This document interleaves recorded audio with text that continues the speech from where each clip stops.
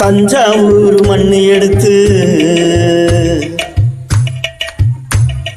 தாமிரபரணி தண்ணிய விட்டு தஞ்சாவூர் மண்ணு எடுத்து தாமிரபரணி தண்ணிய விட்டு சேர்த்து சேர்த்து செஞ்சது இந்த பொம்மை. இது பொம்மை இல்ல உண்மை. எத்தனையோ பொம்மை செஞ்சேன் கண்ணம்மா,